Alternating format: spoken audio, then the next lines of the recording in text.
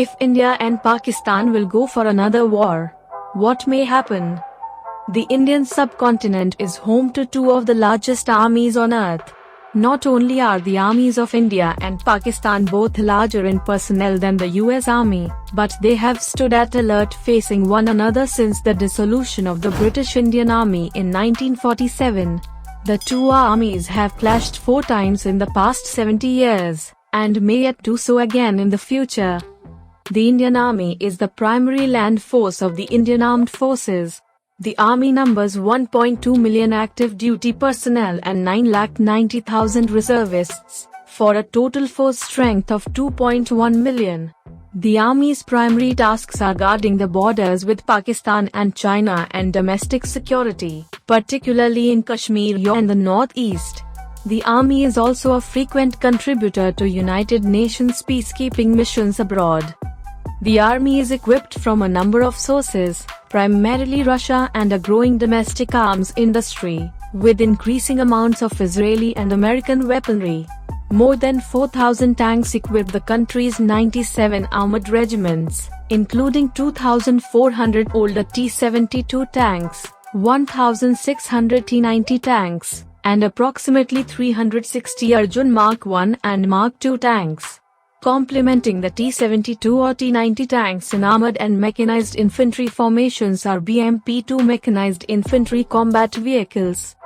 Most of the Indian Army's 4,000 artillery pieces are from Russia, including newer 300mm Smerch multiple launch rocket systems, but the country appears to be turning away from Russian field artillery towards American Totem 777 and South Korean K-9 Thunder self-propelled howitzers.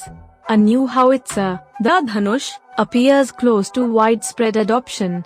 Air defense artillery, on the other hand, is dominated by Russian equipment. The Pakistani Army numbers 6,50,000 active duty personnel and 500,000 reserves, for a total strength of 1.15 million. The Army's equipment is mostly Pakistani and Chinese, with Turkish and American armaments in key areas.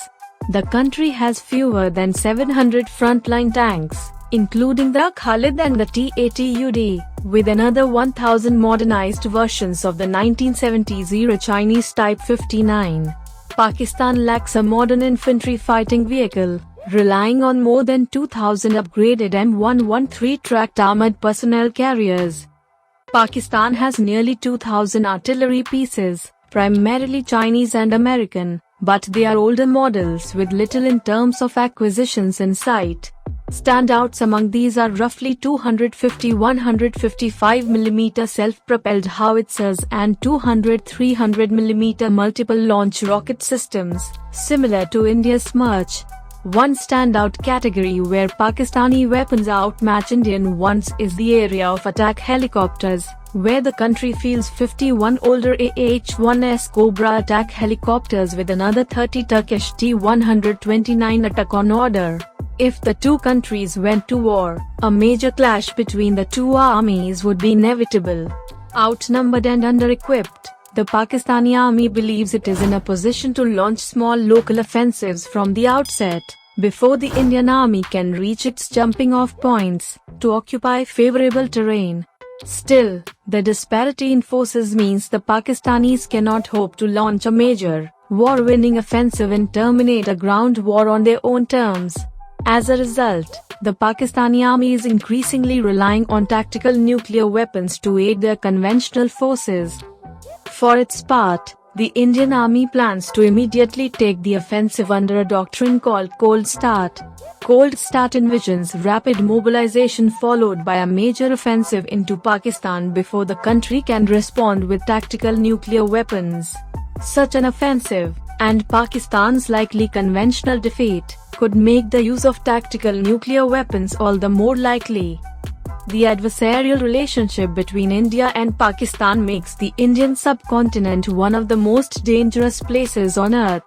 The disparity in forces, war plans on both sides, and the presence of tactical nuclear weapons makes a regional nuclear war, even a limited one, a real possibility. Thank you everyone for watching this video.